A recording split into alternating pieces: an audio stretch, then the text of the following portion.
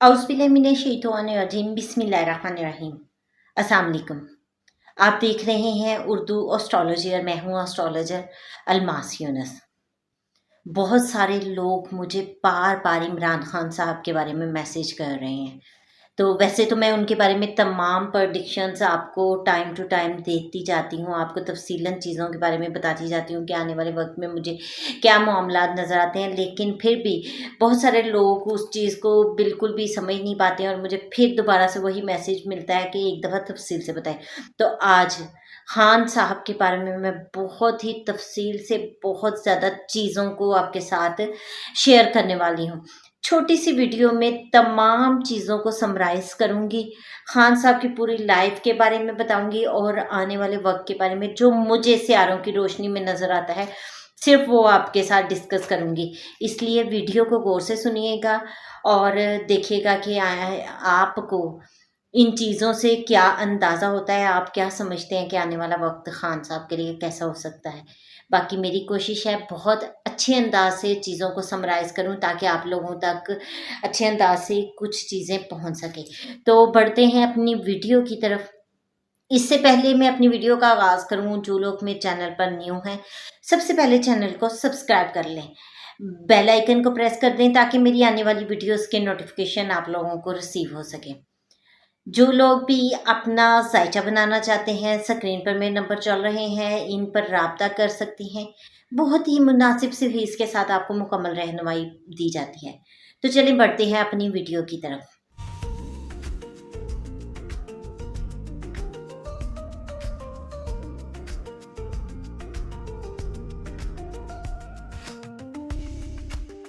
सबसे पहले तो मैं बताती चलूँ कि आज की वीडियो का टाइटल आपने देखा होगा, थंबनेल का टाइटल देखा होगा, थंबनेल पे आपने देखा होगा इमरान खान और साढ़े सती। पहले आपको तफ़सील से बताती चलूँ कि साढ़े सती क्या होती है। उसके बाद आपको अंदाज़ा होगा कि खान साहब की ज़िंदगी में अब चीज़ें किस तरफ जाना शुरू हो गई हैं। साढ़े सती जो है 7.5 साल पर मुश्तमिल एक पीरियड होता है। जब ज़हल ट्रांज़िट करता हुआ आपके नेटल के मून एक घर पीछे आता है, यानी 12वें घर में आता है, तो साढ़े सती का आगाज़ होता है। ये साढ़े सती का फर्स्ट फेज़ होता है। चूँकि आपको पता है कि सैटर्न का ट्रांज़िट 2.5 साल रहता है। उसके बाद उसका दूसरा ट्रांज़िट होता है, वो बिल्कुल मून के ऊपर होता है और वो ट्रांज़िट पीक फेज़ होता है साढ़े सती का। और उसके बाद उसका तीसरा ट्रांज़िट जो है मून से नेक्स्ट यानी कि सेकंड हाउस में होता है। ये साढ़े सती का ढैये का, इसको ढैया बोलते हैं। ये ढैये का थर्ड फेज़ है। इस तरह ये ढैये के 3 फेज़, ढाई यानी कि ढाई साल के 3 फेज़ जो बनते हैं, जब ये मिल जाते हैं तो ये साढ़े सती यानी कि 7.5 साल का पीरियड बनता है। तो इस पीरियड में होता क्या है, जब साढ़े सती का फर्स्ट पीरियड होता है, उस वक़्त आपको बहुत ज़्यादा स्ट्रेस होता है। आप लोगों की खामख़ा दुश्मनियाँ बनना शुरू हो जाती हैं। आपका कारोबार में बंदिश आना शुरू हो जाती है। आपको फाइनेंशियली प्रॉब्लम फेस करने पड़ते हैं। चलता-चलता कारोबार ठप हो जाता है। लोगों को लगता है कि वो नज़रे बद का शिकार हो गए हैं या जादू का शिकार हो गए हैं या उन पे जादू किया जा रहा है या हर बंदा उनका दुश्मन बन रहा है। तो ये साढ़े सती का बेसिकली फर्स्ट फेज़ होता है। अब इस फर्स्ट फेज़ में इंसान चीज़ों को फेस करता रहता है, काफ़ी हद तक थक भी जाता है। उसके बाद आता है साढ़े सती का सेकंड फेज़, जो कि नेक्स्ट ढैया होता है, 2.5 साल का पीरियड होता है। अब उस 2.5 साल में क्या होता है, इंसान की फैमिली के ट्रबल इंतहा तक पहुँच जाते हैं। यहाँ तक कि उसकी फाइनेंशियली प्रॉब्लम भी इतने ख़राब हो जाते हैं कि उसकी फैमिली टूटने की तरफ आ जाती है। बहुत सारे लोगों का इस फेज़ में घर टूटता है, उनके रिश्तों में ख़राबियाँ आती हैं। इस वक़्त में लोग स्ट्रेस ले लेकर इतने परेशान हो जाते हैं कि उनको समझ नहीं आता कि अपनी चीज़ों को कैसे मैनेज करें। यहाँ तक कि बहुत सारे लोग जिनकी सरस्वती बहुत प्रॉब्लमेटिक होती है वो सुसाइड की तरफ भी चले जाते हैं, लेकिन ये बहुत रेयर केसेस में होता है। हर बंदा हर चीज़ को अपने चार्ट पर अप्लाई ना करे, ये बात ज़हन में रखिएगा। हर एक के चार्ट में कुछ ख़ास पोजीशन होती है, कुछ चीज़ें जो हैं इंसान को कवर कर लेती हैं, कुछ प्रॉब्लम में मज़ीद ले आती हैं। ये डिपेंड करता है आपके अपने चार्ट पर कि आपके चार्ट में क्या पोजीशन है और किस तरह के आपको रिजल्ट मिलने वाले हैं। उसके बाद आता है सरस्वती का थर्ड फेज, यानी कि थर्ड ढैया। अब ये लास्ट फेज होता है और ये पिछले दो फेजेस की निस्बत काफ़ी रिलैक्स होता है। होता तो इसमें भी प्रॉब्लम है, इसमें भी इंसान को ये सारी चीज़ें जो हैं वो फेस करना पड़ती हैं, इन सब चीज़ों की तरफ जाना पड़ता है। लेकिन यहाँ पिछले 5 साल बंदा बर्दाश्त कर कर के कुछ मजबूत हो जाता है, कुछ चीज़ों पर कंट्रोल पा लेता है। इस तरह से ये चीज़ें बहुत ज़्यादा प्रॉब्लमेटिक नहीं रहती हैं। तो ये आपको मैंने सरस्वती की सिंपल सी चीज़ें तफसील से बता दी।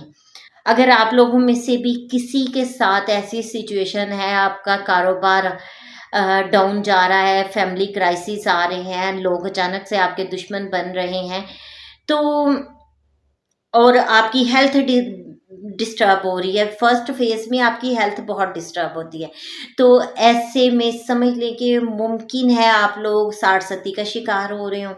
तो सरस्वती में सबसे पहले तो ज़रूरी है कि देखा जाए कि आपकी इंटेंसिटी क्या है, सरस्वती की किस तरह के प्रॉब्लम से गुजर रहे हैं, उसके लिए कौन सी रेमेडी सबसे ज़्यादा सूटेबल है। फिर भी जनरल कुछ रेमेडीज़ मैं आप लोगों के साथ शेयर कर देती हूँ, जिनकी करने से कुछ फ़ायदा तो होगा। बाकी ज़्यादा आपका नेटल चार्ट बताता है कि किस तरह से चीज़ें जो हैं वो आपको रिज़ल्ट देती हैं। एक बात मैं हमेशा कहती होती हूँ कि सरस्वती जो है एक वॉशिंग मशीन की तरह है, जो कप जिसका काम क्या है, कपड़ों को वॉश करना, घुमाना, अच्छे से घुमाना, इधर गिर लग उधर लग उधर लग, और उससे होता क्या है, उसके अंदर से मैल कचैल निकल जाती है और कपड़ा बिल्कुल साफ हो जाता है। अब सरस्वती के पीरियड में भी बेसिकली यही चीज़ें होती हैं। अगर आप इस पीरियड में एफर्ट करते रहते हैं, इंतहा की एफर्ट करते हैं, तो आप लोगों को ये पीरियड जो है इतना निखार के निकालता है कि कोई भी उसका मुकाबला नहीं कर सकता। आप लोगों को वो उस वक्त एक बहुत ही ज़्यादा स्ट्रॉन्ग धात बना चुका होता है, जो कि बहुत कीमती होती है। लेकिन अगर आप इस वक्त को स्पॉइल कर देते हैं तो फिर आपके स्टेबल होने में बहुत ड्यूरेशन लग जाता है। अब खान साहब की जिंदगी में इस वक्त सरस्वती का आगाज हो चुका है। 29 मार्च 2025 को सैटर्न का ट्रांजिट पाइसिस साइन में हुआ है और खान साहब का नेटल मून जो है एरीज साइन में बैठा है, यानी कि उनके सरस्वती के फर्स्ट फेज का आगाज हो चुका है। जैसा मैंने आप लोगों को फर्स्ट फेज में बताया, अब आप देखें, जब से खान साहब की सरस्वती के फर्स्ट फेज का आगाज हुआ है, खान साहब को अपनी फैमिली की तरफ से बहुत ज़्यादा डिस्टर्बेंस फेस करनी पड़ी है। बार बार उनकी फैमिली को उनसे मिलने के से रोका जा रहा है। खान साहब की कम्युनिकेशन अपनी फैमिली के साथ कट हो गई है। खान साहब को ज़िंदगी का ख़तरा है, लाइफ थ्रेट है, उनकी फैमिली को लाइफ थ्रेट है। और खान साहब की वाइफ को देखें तो वो कितना टफ टाइम गुजार रही है। ये इसमें बेसिकली ये चीज़ें काबू हुई जब मैंने आप लोगों को बताया था कि खान साहब की दशा एक बैड स्टार्ट हुई है। तो जब आपकी नेगेटिव दशा शुरू होती है तब आपकी ज़िंदगी एक दफ़ा उतार चढ़ाव का शिकार होती है, फ्लक्चुएशंस आती हैं। ज़ाहिर सी बात है, अगर आपकी दशा बैड स्टार्ट हुई है तो आपको बुरे रिजल्ट देगी। उसके साथ अब खान साहब की बुरी दशा के साथ साथ खान साहब की सरस्वती भी स्टार्ट हो गई है। खान साहब की लाइफ में आपके थोड़ा सा इनकी पिछली सरस्वतियों के बारे में बताऊं। खान साहब की लाइफ में पहली सरस्वती 3 साल की एज में आई थी और 10 साल तक रही थी। एक चीज मैं आपको बताती चलूं कि सरस्वती हर 30 साल बाद रिपीट होती है। हर पर्सन को अपनी ज़िंदगी के 30 साल बाद इस सरस्वती को फेस करना पड़ता है। लाइक एक 7.5 साल का पीरियड आप गुजार गए हैं तो आपकी अगली सरस्वती फिर 30 साल बाद स्टार्ट हो जाएगी। अब खान साहब की नेक्स्ट सारसती की बात की जाए तो ये स्टार्ट हुई थी जी 94 में, 1994 में, और ये रही 1991 तक। जिस वक्त खान साहब की एज जो थी वो 31 से 38 साल की थी। ठीक है, आप देखें कि 94 में साठ सती का आगाज हुआ, और इस साठ सती के फेज में 7.5 साल खान साहब के साथ क्या हुआ। सबसे पहले 10 फरवरी 1985 में खान साहब की वालिदा का इंतकाल हो गया, और खान साहब ने उनकी बहुत ज़्यादा स्ट्रेस ली, वो आप सबको पता है। एक बार खान साहब ने क्रिकेट से रिटायरमेंट दे दी। ये 1987 की बात है। ये साठ सती का फर्स्ट फेज था, और यहीं से उनके सेकंड फेज का एक आगाज हो चुका था। जब लोगों ने बार बार खान साहब को फोर्स किया तो खान साहब ने साठ सती को इसी फेज में वापसी का इरादा किया, और ये 1988 है जब खान साहब वापस क्रिकेट की तरफ आए। और इस वक्त में हम देखते हैं कि ये साठ सती का थर्ड फेज था, और 1991 में साठ सती खत्म हुई, और 1992 में 1992 में इमरान खान साहब ने वर्ल्ड कप जीता। मैंने आप लोगों के साथ क्या शेयर किया कि अगर साठ सती के पीरियड में आप अपनी कॉन्टिन्यूस एफर्ट रखते हैं, आप हिम्मत नहीं हारते हैं, तो वो आपको एक लावा बना देती है। खान साहब जब इस फेज से निकले हैं तो खान साहब ने पाकिस्तान को वर्ल्ड कप मैच जिताया। अल्टीमेटली साठ सदी का रिजल्ट क्या निकला? खान साहब को शोहरत तो मिली, लेकिन उसके साथ साथ इंतहाई दबाव भी उनको फेस करना पड़ा। खान साहब कंसिस्टेंट रहे थे तो उसकी वजह से उनको शोहरत मिल गई। अब खान साहब में सोशल अवेयरनेस आई, और उसके साथ खान साहब में वेलफेयर का जज्बा जो है बेदार हुआ। और आप सबको पता है कि वर्ल्ड कप जीतने के फ़ौरन बाद खान साहब ने कैंपेन चलाई, और शौकत खानम हॉस्पिटल की बुनियाद भी रख चुके थे। अब खान साहब की साठ सती का सेकंड लाइफ में पीरियड कब आया? 1998 से 2024 तक खान साहब की साठ सती का ये सेकंड फेज था। सेकंड मतलब लाइफ में साठ सती थी। इस वक्त खान साहब की उम्र 46 ईयर थी, और ये 52 ईयर तक कंटिन्यू रही। यहाँ पर खान साहब ने अपनी पार्टी का 96 में साठ सती से कोई 2-1 साल पहले अपनी पार्टी की बुनियाद रखी थी।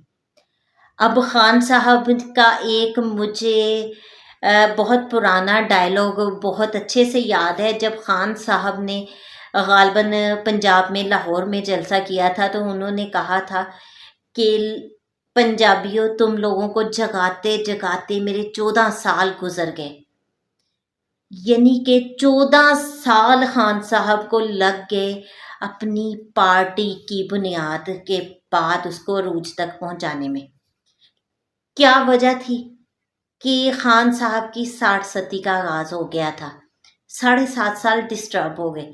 2 साल उनके जो हैं वो पार्टी उससे पहले बनी, तकरीबन 10 साल का पीरियड ये गुजर गया, और इसमें खान साहब ने कॉन्टिन्यूस एफर्ट रखी, तब जाके 14 साल बाद, या गालबन 16 साल का वर्ड इस्तेमाल किया था, मेरे जहन में 14 साल हैं, तो खान साहब ने कहा कि इतने साल मुझे लाहौरियों तुम लोगों को बेदार करते हुए लगे। यहाँ पर आप समझें कि साठ सती इंसान का क्या क्या नुकसान करवाती है और उसको अल्टीमेटली फ़ायदा क्या देती है। अब जब ये साठ सती का फेज था उस वक्त जनरल मुशर्रफ के दौर में मिलिट्री कॉप की वजह से जो है इनको काफ़ी ज़्यादा डिस्टर्बेंस फेस करनी पड़ी। इनकी पार्टी ने इलेक्शन लड़ा, और 2002 में एक सीट इमरान खान साहब को मिली नेशनल असेंबली में। अब आप ये देखें कि सेकंड साठ सती का फेज है और सिर्फ एक सीट है, और फिर 2002 में जब साठ सती का सेकंड फेज था, उसमें जमाइमा के साथ इनका रिलेशन भी खराब हुआ। अब एक चीज आपको मैं बताऊं कि खान साहब की साठ सती का सेकंड फेज उनके लिए हमेशा प्रॉब्लमेटिक रहा है। उसकी दो वजूहात हैं। एक तो उनकी अष्टक वर्गा में सेकंड हाउस में सबसे कम प्लैनेट, सबसे कम बिंदुस पड़े हुए हैं, जिसकी वजह से ये उनके लिए प्रॉब्लमेटिक होती है। सेकंड, सैटर्न एरिस साइन में डेब्लीट कर जाता है, जिसकी वजह से ये उनके लिए मजीद वर्स हो जाती है। इतनी नहीं जितनी आम पर्सन के लिए होती होगी। क्यों? क्योंकि यहाँ पर उनका नेटल का जुपिटर पड़ा है, जो फिर भी कहीं ना कहीं सेफ्टी कर जाता है। इसलिए खान साहब की साठ सती के पीरियड में सबसे ज़्यादा प्रॉब्लम्स जो हैं वो खान साहब को फेस करने पड़े हैं। बाकी थर्ड उनकी साठ सती मेरे ख्याल में बहुत प्रॉब्लमेटिक नहीं रहेगी, क्योंकि वहाँ पे अष्टक वर्गा में सबसे ज़्यादा बिंदुस पड़े हैं, तो वो इतनी ज़्यादा प्रॉब्लमेटिक के खान साहब के लिए नहीं रहने वाली हैं। देखते हैं। तो मैं आपके साथ एक नतीजा शेयर करने लगी हूँ। मुझे ये लगता है कि इस फेज में, इन 2.5 सालों में, खान साहब को अभी फ़िलहाल बहुत ज़्यादा मुश्किलात अब फेस करनी पड़ेंगी, स्ट्रेस रहेगा और वो कहीं न कहीं अब मेंटली स्ट्रेस की वजह से कुछ तन्हाई की तरफ आएँगे, अपनी फैमिली की डिस्टर्बेंस उनको देखनी पड़ेगी। उनकी मिसेज़ जो नाहक इस कदर ज़ुल्म सह रही हैं, तकलीफ़ सह रही हैं, देखें उनकी फैमिली कितनी डिस्टर्ब है। उनकी बहनें शदीद गर्मी में इन दिनों में भी खान साहब का बाहर गर्मी में बैठी वेट करती रहती हैं। उनकी औलाद उनके लिए फ़ोन कॉल के लिए तरसती रहती है। तो ये एक बहुत ही क्रिटिकल सूरत हाल है। इनको ज़िंदगी के मुतालिक मुश्किलात रहेंगी, इनके फ़ैन फॉलोइंग को मुश्किलात का सामना करना पड़ेगा, इनकी फैमिली को मुश्किलात का सामना करना पड़ेगा।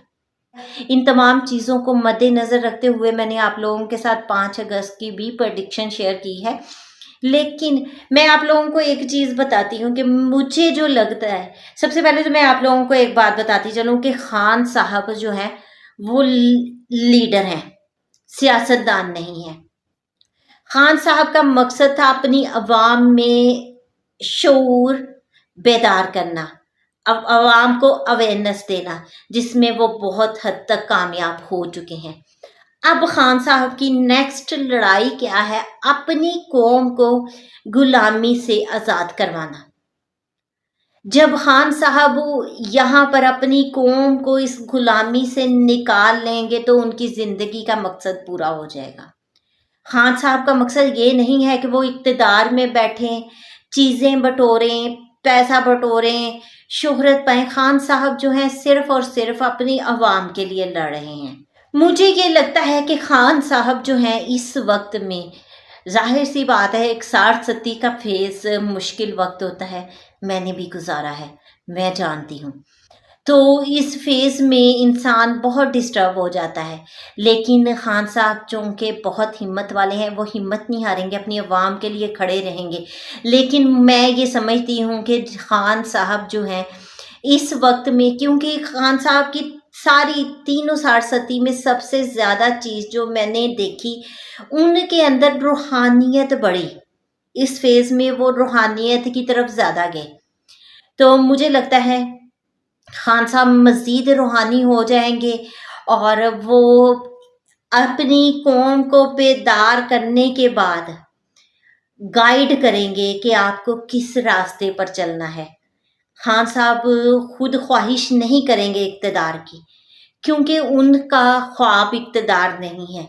उनका ख्वाब अपनी कौम को बेदार करना और उनको एक जगह पर खड़े करना है। बाकी खान साहब का कुछ पीरियड मुश्किल है। थर्ड साठ ढैया जो है वो बहुत मुश्किल नहीं है। खान साहब जब भी साठ सती से निकले हैं तब वो एक मजबूत ढाल बन गए हैं। एक मजबूत धात बन गए हैं। अब भी खान साहब जब 60 का पीरियड फर्स्ट 2 फेज़ गुजार लेंगे तो बहुत मजबूत हो जाएंगे। अल्टीमेटली फैसला वही करेंगे कि उनको क्या करना है। इक़्तिदार बिल्कुल उनकी किस्मत में है। बहुत सारे लोग मुझे पूछते हैं, लेकिन मुझे ये लगता है कि खान साहब जब अपना मकसद हासिल कर लेंगे तो वो बैठकर गाइड करना पसंद करेंगे, बजाय इसके कि वो इक़्तिदार में है। बाकी गैब का इल्म अल्लाह ताला के पास है। ये मेरी एक मुख्तसर सी वीडियो है, छोटी सी राय है। मैंने कोशिश की है कि चीज़ों को आपके साथ शेयर करूं। इस मुख्तसर सी वीडियो के साथ ही मैं आपसे इजाज़त चाहूँगी। अपना और अपने प्यारों का बहुत सा ख्याल रखिएगा और मुझे भी दुआओं में याद रखिएगा। अल्लाह हाफिज़।